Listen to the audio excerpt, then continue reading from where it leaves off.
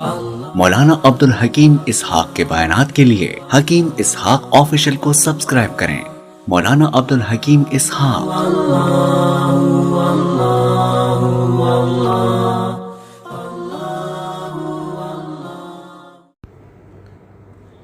السلام علیکم ورحمۃ اللہ وبرکاتہ۔ بسم اللہ الرحمن الرحیم۔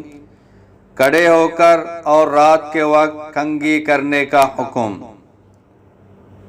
بعض خواتین کا کہنا ہے کہ کھڑے ہو کر کنگھی کرنے سے بال قرض میں جکڑ جاتا ہے، اور یہ کہ کھڑے ہو کر کنگھی کرنا یا رات کے وقت کنگھی کرنا سنت نبوی کے مطابق ممنوع ہے۔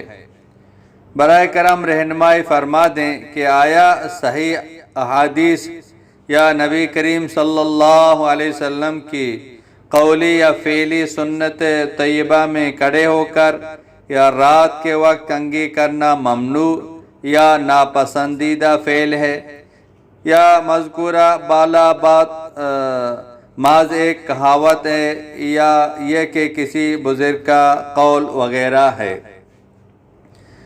اس کا جواب یہ کہ حدیث مبارکہ میں بالوں میں کنگھی کرنے سے متعلق جو بات ملتی ہے وہ یہ کہ رسول اللہ صلی اللہ علیہ وسلم کنگھی فرمانے میں دائیں جانب سے شروع کرنے کو پسند فرماتے تھے۔ نیز بعض روایت میں آتا ہے کہ رسول اللہ صلی اللہ علیہ وسلم جب رات کو لیٹتے تو آپ صلی اللہ علیہ وسلم کے لیے وضو کا پانی، مسواک اور کنگھی رکھ دی جاتی۔ جب اللہ تعالیٰ آپ کو رات کو اٹھاتے تو آپ صلی اللہ علیہ وسلم مسواک کرتے، وضو کرتے اور کنگھی کرتے۔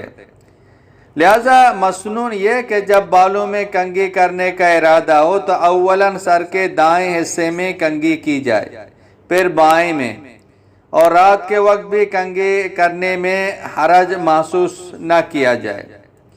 اس کے علاوہ باقی باتیں کہ کھڑے ہو کر کنگھی کرنے سے بال قرض میں جکڑ جاتا ہے یا رات کے وقت کنگھی کرنا سنت نبوی کے مطابق ممنوع ہے، اور اس جیسی دیگر باتیں بے اصل ہیں، اس کے شریعت میں کوئی حقیقت نہیں ہے۔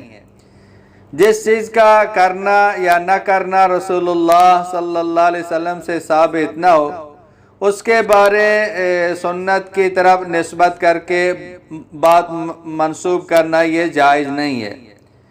اور یہاں تو روایت میں رات کے وقت کنگھی کرنے کا ذکر موجود ہے، لہذا رات کے وقت کنگھی کی ممانعت سمجھنا بھی غلط ہے۔